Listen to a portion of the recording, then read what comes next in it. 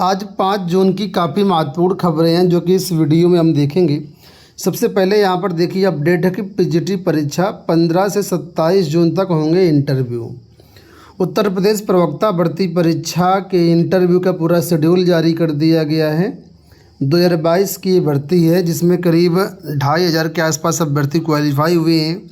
तो इन सभी अभ्यर्थियों का इंटरव्यू लगा दिया गया है। आप यहाँ पर शेड्यूल देख सकते हैं। 15 जून से लेकर के 27 जून तक विषयवार यहाँ पर शेड्यूल दिया गया है। आप इसको जो है चेक कर लीजिए कि आपके विषय का इंटरव्यू कब है। और इसके जो इंटरव्यू लेटर हैं वो आई थिंक 6 जून से डाउनलोड कर सकते हैं। 6 जून या 5 जून, हाँ 5 जून दिया है। 5 जून यानी आज दोपहर से आप इंटरव्यू लेटर डाउनलोड कर सकते हैं। इसका लिखित परीक्षा का परिणाम 2 जून को जारी किया गया था। और जब आप इंटरव्यू लेटर डाउनलोड करेंगे तो वहाँ पर सभी दिशा निर्देश आपको मिल जाएंगे, कितने बजे पहुंचना है, कब तक क्या होगा, क्या क्या डॉक्यूमेंट्स लेकर के जाना है।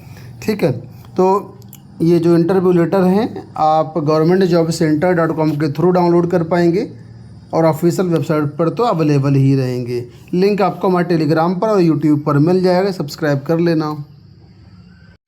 यूपी टीजीटी की परीक्षा का कल दूसरा दिन था और बताया गया कि दूसरे दिन वाराणसी और रायबरेली से एक परीक्षार्थी गिरफ्तार।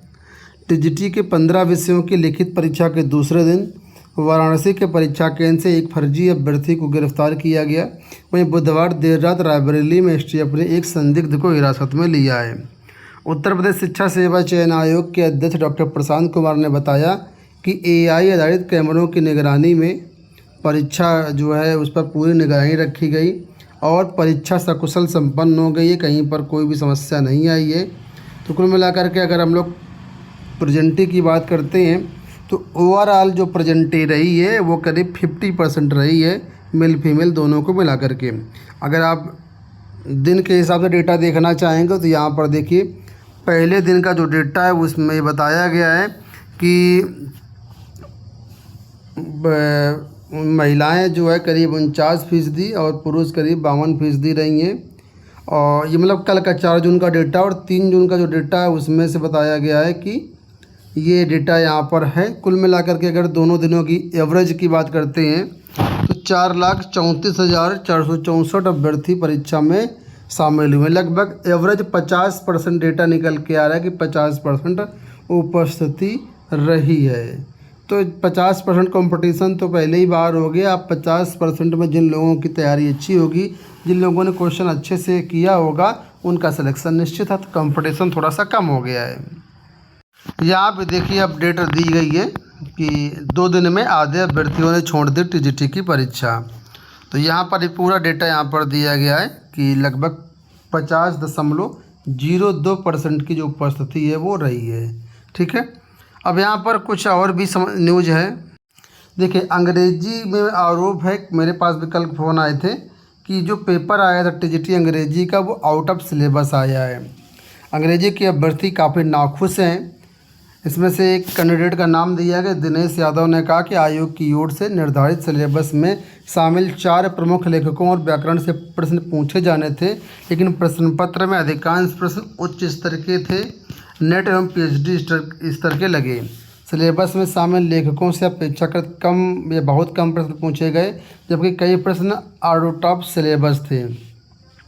ठीक है, तो ये छात्र अंग्रेजी वाले कह रहे हैं। बाकी आप लोग जो अंग्रेजी का एग्ज़ाम दिए हैं कमेंट बॉक्स में ज़रूर बताना कि क्या वाकई में अंग्रेजी का पेपर आउट ऑफ सिलेबस रहा है या नहीं रहा है।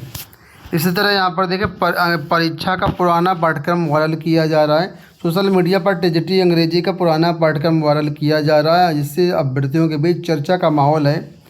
ठीक है, और अपना अपना छात्र तर्क रख रहे हैं।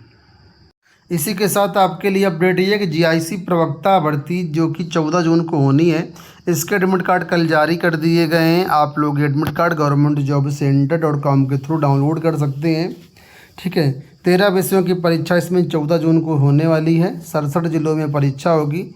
एक पाली में ये परीक्षा है, तो एडमिट कार्ड आप जो है डाउनलोड कर सकते हैं। लाइव है एडमिट कार्ड।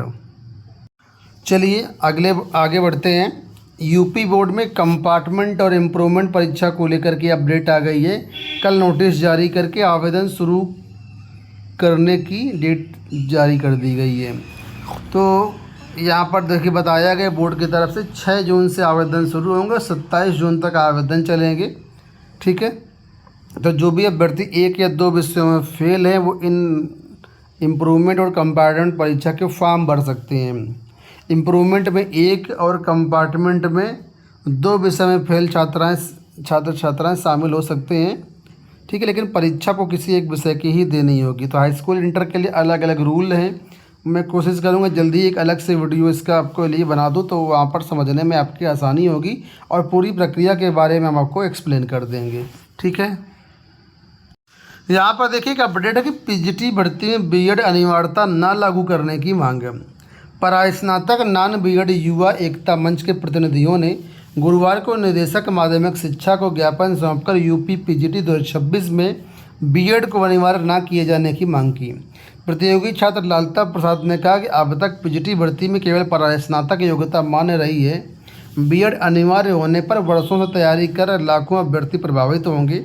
प्रतिनिधियों ने पूर्ववत व्यवस्था बनाए रखने तथा परास्नातक अभ्यर्थियों को एक बार का विशेष अवसर देने की मांग की है। पॉलिटेक्निक प्रवेश परीक्षा के बारे में अपडेट है कि संयुक्त प्रवेश परीक्षा परिषद ने जो पॉलिटेक्निक एंट्रेंस एग्जाम करवाया, तीसरे दिन गुरुवार को लगभग 82% अभ्यर्थी उपस्थित रहे। और कुछ डेटा यहाँ पर दिया गया, इसको आप देख सकते हैं, लेकिन मेन जो न्यूज़ है आपके सामने है। पटना बिहार से अपडेट है कि 26,000 कॉलेज शिक्षक और कर्मचारियों की नियुक्ति होगी। सूबे के 13 विश्वविद्यालयों में 6,600 लेक्चरर और 11,000 कर्मचारियों की नियुक्ति होगी। बिहार में 26,000 कॉलेज शिक्षकों और कर्मचारियों की नियुक्ति होगी। राज्य सरकार ने इसकी तैयारी शुरू कर दी है। इसके तहत लगभग 6,000 व्याख्याताओं और 11,000 से अधिक नॉन टीचिंग कर्मियों की नियुक्ति होगी। इसके अलावा नए खुलने वाले 211 डिग्री कॉलेजों में भी लगभग 9,300 पदों पर नियुक्तियां होंगी। इनमें शिक्षकों के अलावा गैर शैक्षणिक पद भी शामिल हैं। उच्च शिक्षा विभाग के अनुसार रिक्तियों की पहचान कर ली गई है। अब सूबे में बड़े पैमाने पर कॉलेज शिक्षकों और नॉन टीचिंग की नियुक्तियां की प्रक्रिया शुरू होगी। सरकार का लक्ष्य इस साल के अंत तक प्रक्रिया पूरी कर लेने का है। तो बड़े पैमाने पर डिग्री कॉलेजों में भर्तियाँ होंगी, जहाँ पर आप लोग अपडेट देख ही सकते हैं। अभी जो स्थिति है उसमें क्या डेटा सामने निकल के आ रहा है, तो वो डेटा भी आपके सामने यहाँ पर मेंशन किया गया है। कॉलेज शिक्षकों के 12,411 पद हैं। कार्यरत जो यहाँ पर है 5800 हैं। रिक्त 6,611 पद हैं। नॉन टीचिंग के 16,557 पद हैं, जिसमें कार्यरत 5,583 हैं और रिक्त हैं 10,974। तो बड़े पैमाने पर टीचिंग और नॉन टीचिंग के पद खाली हैं, जहाँ पर भर्तियाँ होंगी। 2 साल पहले आवेदन, परीक्षा अब तक नहीं। 2 साल पहले आयुर्वेदिक फार्मासिस्ट के 1,002 पदों के लिए आवेदन कर चुके अभ्यर्थी गुरुवार को आयुष राज्य मंत्री दयाशंकर मिश्र दयालु का आवास घेर लिया। परीक्षा करवाने की मांग करते हुए अभ्यर्थी आवास के बाहर गेट पर धरने पर बैठ गए। मंत्री दयाशंकर मिश्र आवास पर नहीं थे। हंगामा बढ़ता देख उनके स्टाफ ने आयुष विभाग के प्रमुख सचिव रंजन कुमार से फ़ोन पर वार्ता कराई। अभ्यर्थियों के मुताबिक प्रमुख सचिव ने आयुष विभाग की तरफ से सभी प्रक्रिया पूरी करने का दावा करते हुए यूपी के स्तर पर परीक्षा में देरी करने की बात कही गई है। ठीक है, तो ये कुल मिलाकर के ये जो है यूपी की तरफ से देरी हो रही है, ऐसा कहा गया। समझाने के बाद जो अभ्यर्थी वहाँ से निकल गए, लेकिन यूपी के दफ्तर पहुँच गए। उत्तर प्रदेश में प्राइमरी शिक्षकों के लिए ट्रांसफ़र के दिशा निर्देश कल जारी कर दिए गए हैं, लेकिन आज यहाँ पर अपडेट है कि विशेष हालत में ही बेसिक शिक्षकों के तबादले होंगे। जनगणना की वजह से जिले के बाहर ट्रांसफ़र पर लागू की गई नई व्यवस्था। तो बेसिक शिक्षकों के अंतर जनपदीय तबादलों में शिक्षकों को मौका नहीं मिलेगा। सिर्फ विशेष परिस्थितियों में शिक्षकों के तबादले किए जा सकते हैं। जनगणना की वजह से केंद्र सरकार के निर्देश पर यह निर्णय लिया गया है। अपर मुख्य सचिव पार्थ सारथी सेन शर्मा ने इस बाबत आदेश जारी कर दिया। उन्होंने कहा कि इस आदेश में विशेष परिस्थितियों का भी ब्यौरा दिया है। दोस्तों, ये हो गई आज की सारी सूचनाएं। इस वीडियो में इतना ही। धन्यवाद।